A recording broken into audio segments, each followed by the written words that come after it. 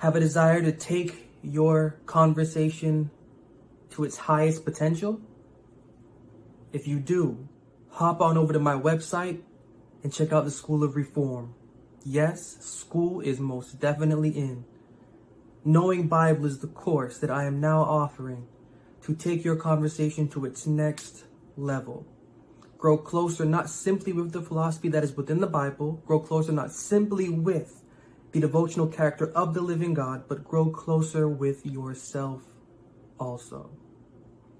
So head on over to my website, check out the School of Reform, and check out Knowing Bible. This is the course for the learner that wants to make their life, both personal and devotional, more full.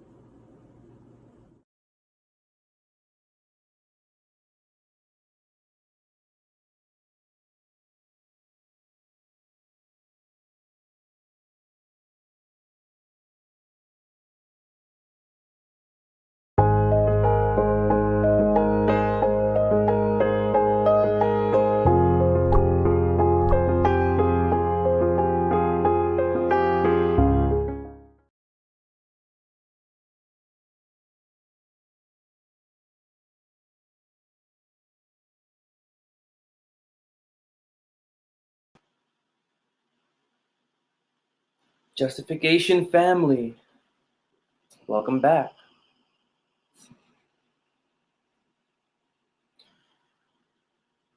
And as the new year started, I've been doing a lot of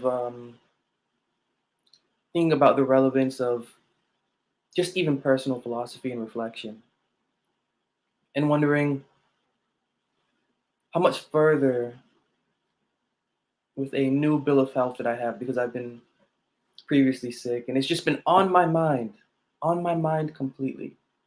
It's been on my mind completely of the aspect of getting sick and then healing. It's like death and resurrection. And each resurrection we take, it's almost like a bill of mercies given to us, because we could have not recovered. Our body could not have put up the fight that it did. So it's just been on my mind thinking about this concept of winter, spring, death of nature, rise of nature. Within us, the body gets sick, the body falls to death, the body heals, the body recovers to life. Normal process and a simple process, just like in nature. And I've been just thinking, what do you do with that bill of health that you have when you're in your frame of life, when you're in your landscape, when you have the goals that you want to have, when you have the desires that you have, when you have the vision that you have, and yet still that new bill of health doesn't come with that vision. That new bill of health appearing still for the pursuit of that vision. So what do you do? How do you handle yourself when so down, and then all of a sudden you're back. Your body has fought itself. Your body has, of course, every time we get sick, we lose a part of ourselves. But now our body has absolutely transitioned itself. And that's really what I want to bring to the table to continue our discussion, is the transition. The transition of once down, once sick, now better, now healthy. That transition is the entire scope of what has been this dialogue thus far. In transitioning the conversations, thoughts, and feelings to a higher plane, to a higher point of activity. Talking about creation, talking about void, talking about becoming the emptiness so that the emptiness can become itself and fill up itself. The point of that emptiness being the nothingness for reflection. That nothingness for reflection leading into a personal transition of state and of mind. And I can remember my own self doing this years ago when I had just graduated college and felt like I was just an educated dummy because the experience didn't really do anything for me. And so that feeling, I had to get it out, and I ended up reflecting to myself and writing to myself as if I wasn't myself to figure out the issue. And it was at that point in time that I did. I did figure out the issue. And figuring out the issue, I brought it to myself. And then bringing it to myself, I brought it outward. It's that same transition that our faith has to go through. And when I say faith, I don't mean our belief in anything. I mean the crux of our confidence on the Creator. Whatever our belief is on the Creator about, and we have to put that to the test. You have to put that to the test, and beyond putting that to the test, you say equal to, we have to prove what the living God's will is for our faith. And that's the transformation that the transition that I'm talking about is for. See, the Bible doesn't want us to remain stationary. We are, as human beings, we love to remain stationary. We love routine. We love what's continually going to replay to our mind, to our visuals. We love ease naturally. The human being loves ease. Well, the Bible wants us to be uneasy. The Bible wants us to feel dis-ease.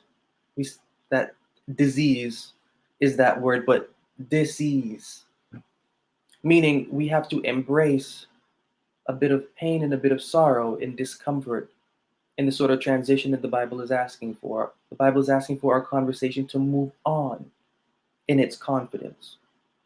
Now, we start off in a certain point of confidence. We enter into our sphere of influence, of devotional, religious, spiritual, holistic influence, just due to the passion that we have for whatever we heard that brought us to the Bible. And let that be what it may, but no child remains in the womb for more than a certain couple of months.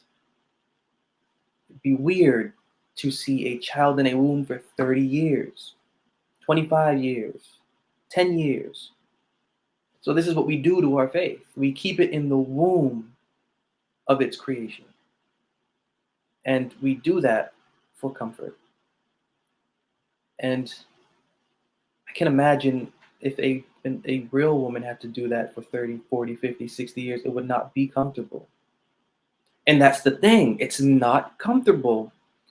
And we will know that it's not comfortable when when we're not feeding our faith, when we're not giving back to our faith the influence that it's giving to us. Our faith will call out to us. Our faith will do more than call out to us. Our faith will say, I'm here.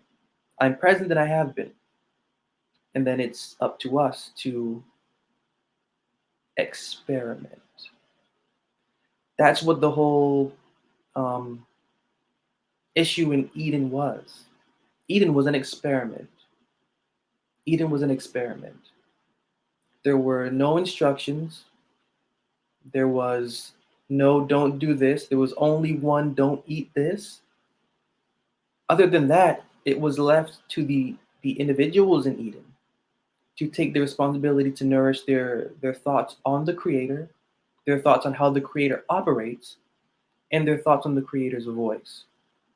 Now, if they couldn't do that, they would not be able to realize a voice and an operation that was not the right one.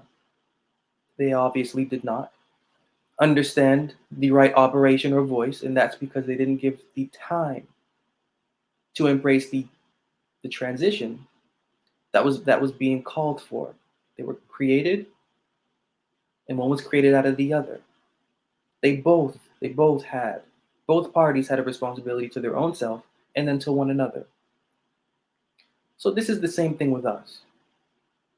When our faith is conceived, when our conversations, conscience, thoughts, and feelings, when the body of our faith is conceived, what's taken out of it is a spouse. It's the same concept. When our conversation is conceived, what's supposed to be taken out of it is a spouse. But when our conversation is conceived, the spouse remains within us. So we're just pregnant with the spouse. Spouse has not been born yet. And so it is that spouse that's banging against us, that wants us to experiment more. That transition comes with the birth of our spouse. And this is a concept may sound ridiculously crazy, but it is not. I promise you, it is in the Bible, Book of Micah, Malachi.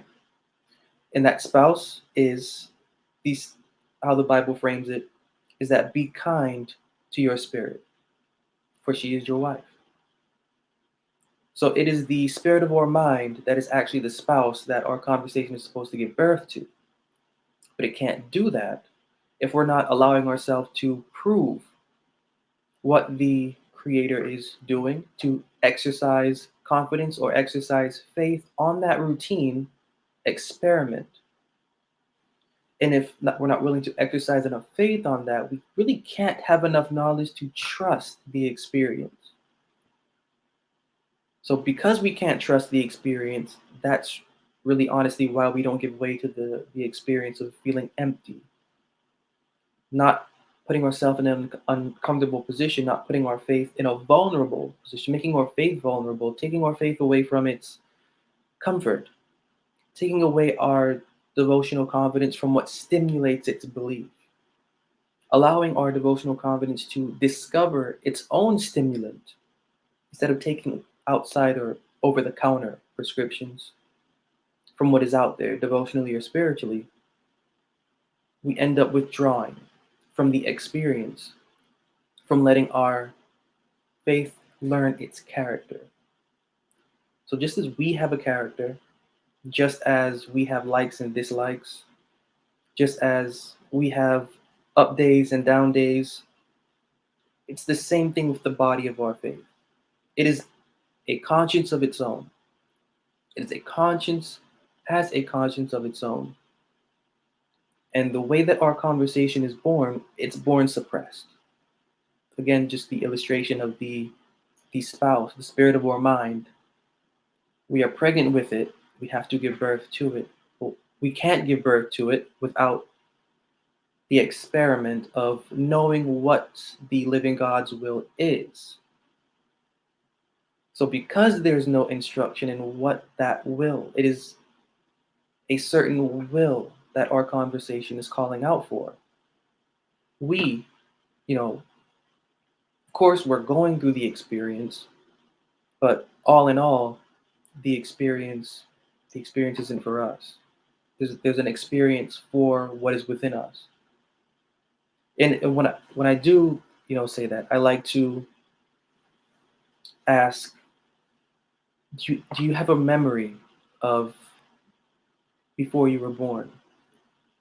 Whenever I discuss the issue of birth and of life and of the experiment that comes with that for our devotional conversation, whoever I'm talking to and whoever's curious about it, I like to ask, do you have a memory of yourself before you were born?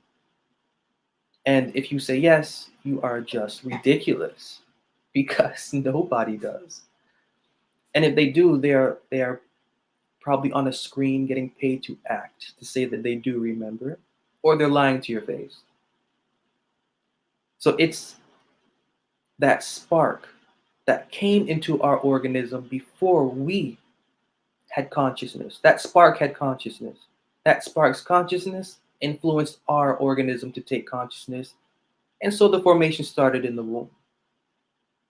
Same thing with our the process of the growth and development of our faith. There is a spark, even before we knew we had any sort of confidence in the Creator. There was a spark, and that spark gave life to our conversation. Now that life and the spark that we find, we bring that to wherever we bring it, and we get health and comfort and a knowing from where we take that. But in reality, that comfort, that knowing, that environment, that setting, that's giving the concept to our devotional confidence, that's not our spark. Our spark is within. And for the moment, as I was alluding to earlier, for the moment, no child remains in the womb forever. In the moment, that's good, but there is something within, and there is something inward that has to move out. And so there's a certain breaking point. There's a certain breaking point where our faith has to accept. Well, it accepts. Our human being, has to accept our faith's transition into a more genuine experience. And that more genuine experience, it comes at a cost. The cost of that genuine experience is moving away from what we thought we knew and from where the concept of our religion and spirituality and holism came from. And so Romans 12, verse 2, the very first thing Paul says is, be not conformed to the world. Now, this world is not secular because Paul's not a secular person. Paul's context isn't in a secular frame of mind. Paul's context, along with the entire Bible, is religious, is spiritual, is philosophical, is holistic. This world is not the secular world like what we may think of what the world is. Paul's talking about the religious world, the world of philosophy, the world of spirituality, the world of quote unquote ology. Put a theo in front of that, put anything in front of that, be not conformed to it. Why? Because you have to be transformed by the renewing of your mind, by proving what is that good and perfect and pleasant will of the Creator. So Paul's giving us like the answer to what is expected of us in this experience that we have with the Creator. We were conceived within the world, fine as that may be, but there's going to come a point in time where we have to not be anymore conformed to that, because we now have a responsibility, because something within us has to give birth.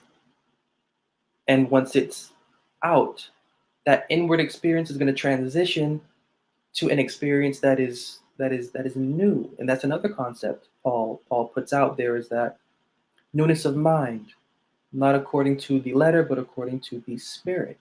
Letter meaning traditional religious scope. Spirit meaning experimental wisdom. So we're moving on from a routine understanding of our belief to moving forward into a non-routine but an experimental exercising of faith. And that's the difference when it comes to the growth and the development of who we are as human beings, because this experience,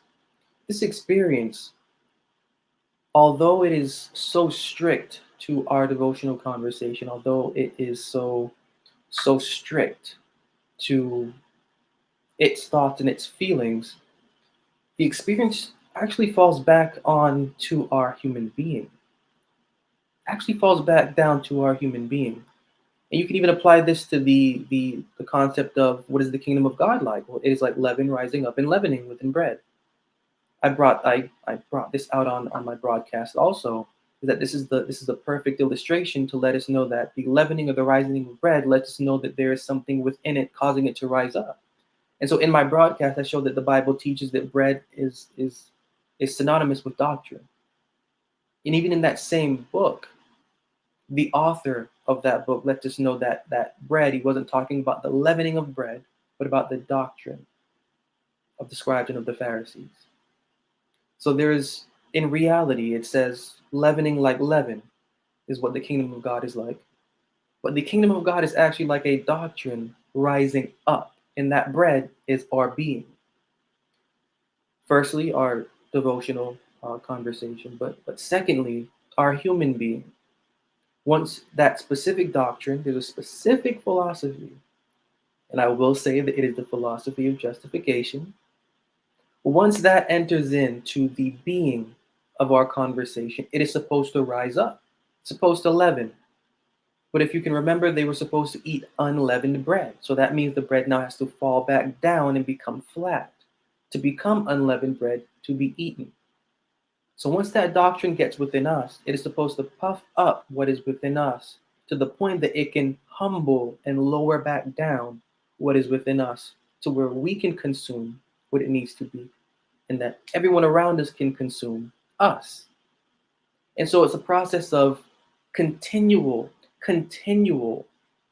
self-reflection and a process of continual self challenging. So challenging and reflecting on self, the rising up and the bringing down for the purpose, not just for us spiritually, but for our human being also, because that's what it falls down to. Our living God created human beings. The living God didn't create religious beings. The living God created human beings going through a spiritual experience. Or you could say the living God created spiritual beings going through a human experience. Either way changes the kind of philosophy or scope you look at, but we are not just the one or the other. Both play off of one another, and the way that the Bible gets to who we are and to our human condition, it's from first getting to the condition of our faith or conversation. And if we're able to exercise ourselves in that experiment, because that's all it is an experiment that we have to take with what our confidence in the Creator is, then we will arrive at the destination. And the destination is the growth and the development continued of our human being. It's the leavening up and then the falling back down to unleavened so that we can consume ourselves safely. The living God can then take notice of us safely. The people around us can take notice of us safely. We can become vessels of use instead of vessels to be stimulated. So the experience is an experience of complete growth and development from a human and from a philosophical or spiritual point of view. And that's what makes it so brilliant. And so this week, take that entire scope of review and reflection, the thought of there is a will attached to our devotional experience that we have to prove. And that will, that goodwill, pointing to the mind or the intention of the Creator and everything that we go through for the purpose of creation. So with that, take care for now.